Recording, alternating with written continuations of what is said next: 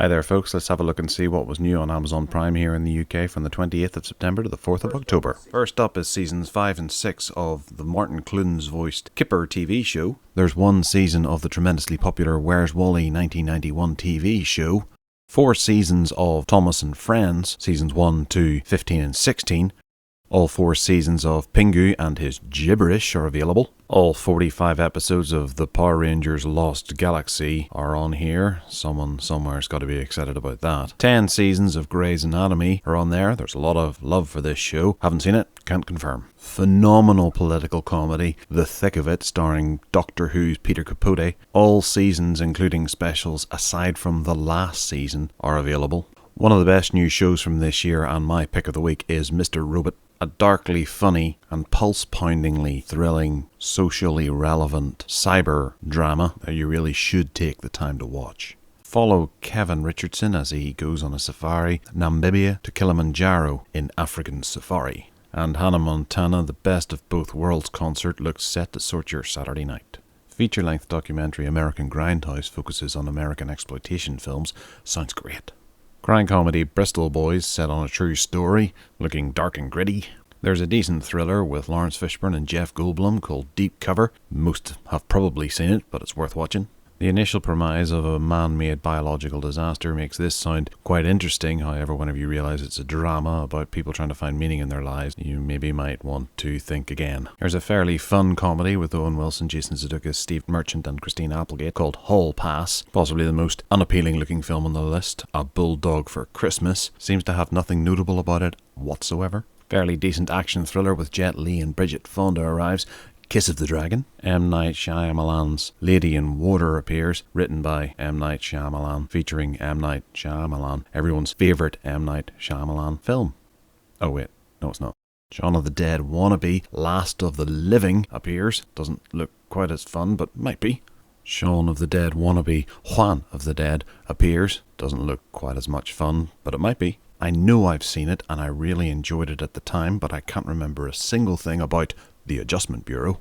Slow-moving yet fantastic hitman thriller starring George Clooney, The American, is there. Pretty unrealistic, but great fun Jet Li action thriller Romeo Must Die. Fun Sunday afternoon escape flick Victory with Michael Caine, Pele and Sylvester Stallone. Political thriller starring Javier Bardem, set in Latin America, directed by John Malkovich, appears. You heard of it? I haven't.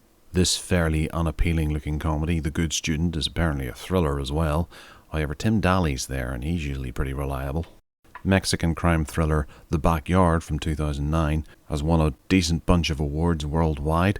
I've never heard of it, but I'm certainly going to be watching it. The Deadlands might look like a Mad Max ripoff, but it's actually a pre-colonial action-adventure set in New Zealand that gets a smattering of good reviews online. Guy Pearce and Katie Holmes star in Don't Be Afraid of the Dark, a little creature thriller just in time for Halloween. Another biopic serial killer thriller, Freeway Killer, is about William Bowman and features Mickey Rooker. As if Get Smart wasn't painful enough, they made a spin-off regarding the lesser-known comedy sidekicks, Bruce and Lloyd. If this has one good joke, it'll be better than the original that inspired it. Thriller based on Venezuelan revolutionist Ilich Ramirez Sanchez, nicknamed Carlos the Jackal. Low-budget swine flu horror film The Killing Strain appears. Not too much about this online. I struggled to find any reviews of it whatsoever. The Last 5 Years is a musical starring Jeremy Jordan and Anna Kendrick. It looks fun. Mike Leigh and Timothy Spall explore the last few years of British painter J.M.W. Turner's life in Mr. Turner. Jake Gyllenhaal is riveting in The Nightcrawler, fantastic dramatic thriller about crime journalism in the wee hours of the morning. I knew there was a second one, but apparently there's a third on back, and Tony Jaa returns for this one too. Disney does Cars again, but this time in the skies, with planes. Sequel to the remake of the Vincent Price classic, Return to the House on Haunted Hill. Pretty sure I've seen this one, and it's not actually all that bad. Irish psychological horror thriller Savage comes with some pretty gruesome, eye-watering castration. Mobster thriller that I've never heard of with an impressive cast appears, featuring Val Kilmer, Brian Dennehy, James Marsden, Leslie Ann Warren. and Dennis Hopper. The Way, Way Back is a good comedy with Steve Carell from the makers of Little Miss Sunshine and Juno. It's a far better movie than they give it credit for, but Wes Craven's New Nightmare is even better now than it was when it was initially released. Worth watching. On the flip side, Wolf Cop looks so much more fun than it actually is. Real missed opportunity, but not without its merits. It got poor reviews on its first release, however the fans seem to like it a lot more than the critics. Batman Year One is a pleasing one if you happen to be a fan. And pick of the week is Shaun the Sheep the movie. I happened to watch this yesterday with my 3-year-old, and I think I enjoyed it a lot more than him. It's really funny, it's really charming, it's very much worth watching.